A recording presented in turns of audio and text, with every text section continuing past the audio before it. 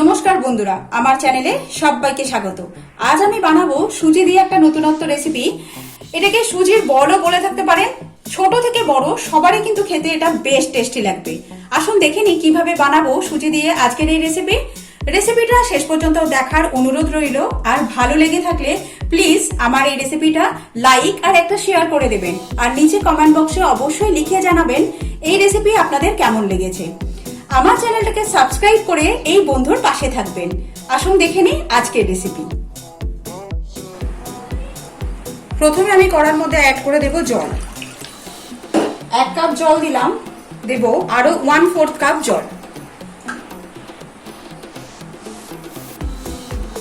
জলটা গরম হয়ে গেলে আমি এর মধ্যে অ্যাড করে দিচ্ছি ঘি। এখানে আছে 4 টিস্পুন ঘি। অ্যাড করে দিচ্ছি গুঁড়ো দুধ। এখানে আমি নিয়েছি 3 টেবিলস্পুন গুঁড়ো দুধ।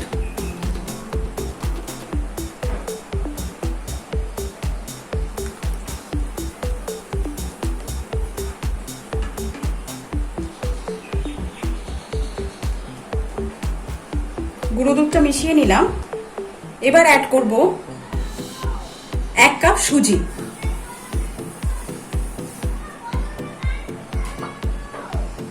সেই সাথে অ্যাড করে দিচ্ছি পরিমাণ মতো নুন।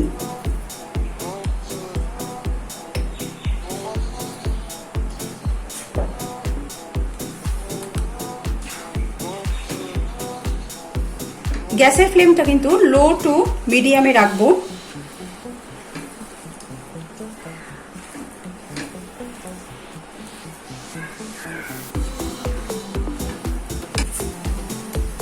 এবার অ্যাড করে দিচ্ছি আলু সেদ্ধ। এটা এখানে আছে একটা বড় সাইজের আলু, যেটাকে আমি সেদ্ধ করে স্ম্যাশ করে নিয়েছি, সেটা অ্যাড করে দিলাম।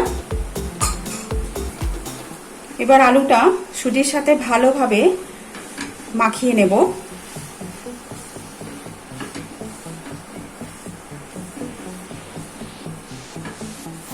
এখানে যদি আপনাদের মনে হয় আরেকটু জল অ্যাড করতে হতে পারে, তো আরেকটু জল অ্যাড করে দিতে পারেন। আমি এখানে আরো 1/4 কাপ জল দিয়ে দিলাম।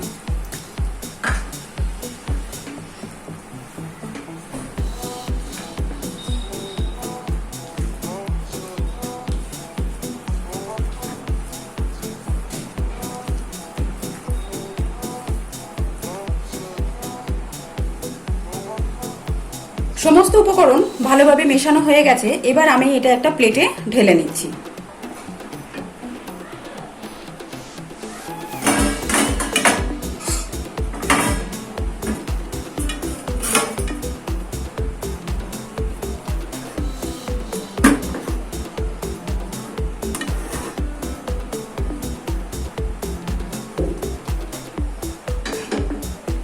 এবার এটাকে ঠান্ডা করে নেব।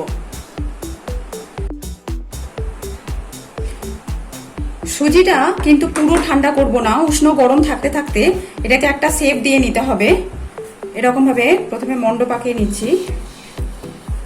আপনারা আপনাদের পছন্দ মতো যেরকম খুশি শেপ দিতে পারেন। আমি এরকম ভাবে একটা শেপ দিচ্ছি,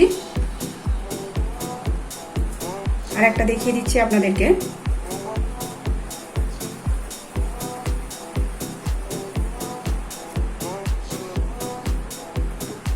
গাটা যেন ফাটা ফাটা না হয়, মানে গোল পাকাবার পরে গাটা যত প্লেন হবে তত ভালো হবে।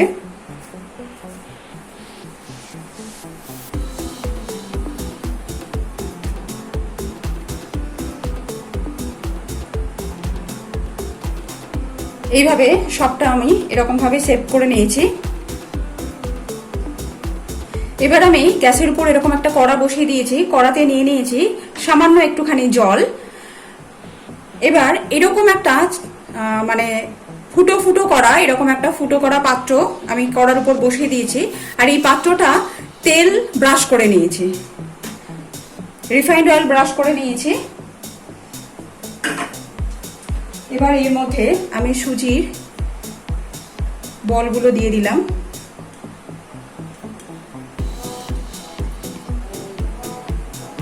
উপর থেকে আর একটু রিফাইন্ড অয়েল আমি এইভাবে ব্রাশের সাহায্যে লাগিয়ে দিচ্ছি।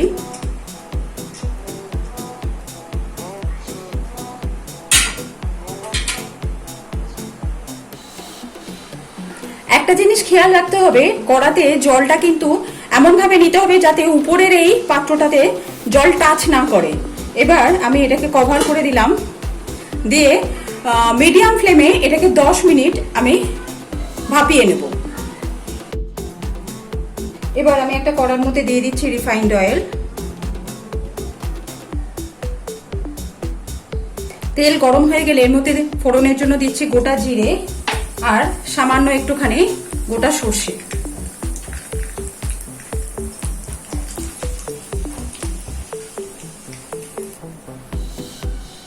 সামান্য কিছু সময় নাড়াচাড়া করার পর এর মধ্যে আমি অ্যাড করে দিচ্ছি হাফ টিস্পুন গ্রেটেড আদা। সরি, এটা হাফ ইঞ্চি হবে, হাফ ইঞ্চি আদাকে আমি গ্রেট করে নিয়েছি, সেটা অ্যাড করলাম। আর অ্যাড করে দিচ্ছি 2টো রসুনের কোয়া, যেটা গ্রেট করে নিয়েছি।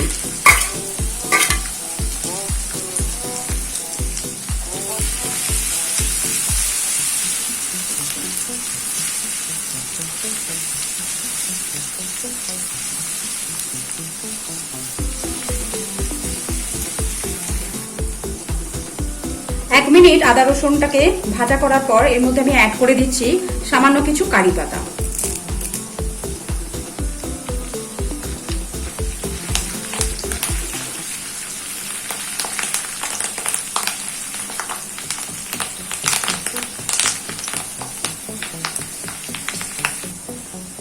তিরিশ সেকেন্ডের মতো সময় ধরে কারি পাতা ভাজা করার পর এখানে আমি অ্যাড করে দিচ্ছি 2টো মিডিয়াম সাইজের পেঁয়াজ, যেটাকে ছোট ছোট করে কেটে নিয়েছি।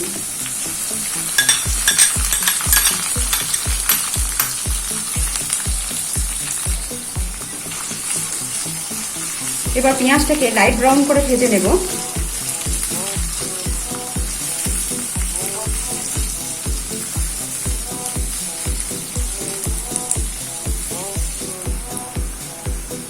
পেঁয়াজটা ভাজা হয়ে গেছে, এবার আমি এর মধ্যে অ্যাড করে দিচ্ছি কুচি করে কাটা একটা মিডিয়াম সাইজের টমেটো। সেই সাথে অ্যাড করছি কিছু কাঁচা লঙ্কা কুচি। এবার এতে দিয়ে দেবো পরিমাণ মতো নুন,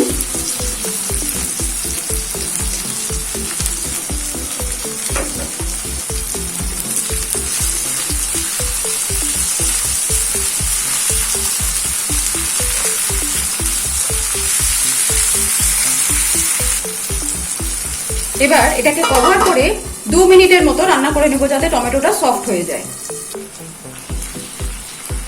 2 মিনিট পরে দেখুন টমেটো একদম গলে গেছে। এবার এতে অ্যাড করে দিচ্ছি ভিনেগার। এখানে 1.5 টিস্পুন ভিনেগার নিয়েছি। অ্যাড করছি টমেটো কেচাপ। এখানে আমি 3 টেবিলস্পুন টমেটো কেচাপ নিয়েছি।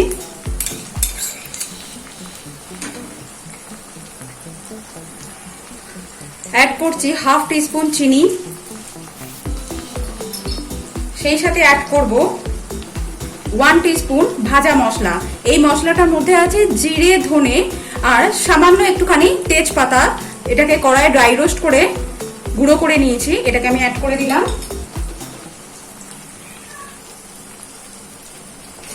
এবার ভালোভাবে মিশিয়ে নেব।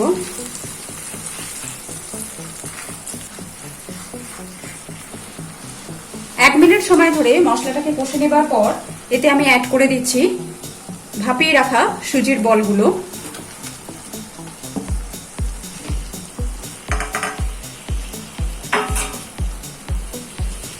এবার খুব আলতো হাতে মশলার সাথে, গ্রেভির সাথে সুজির বলগুলো মিক্স করে নেব।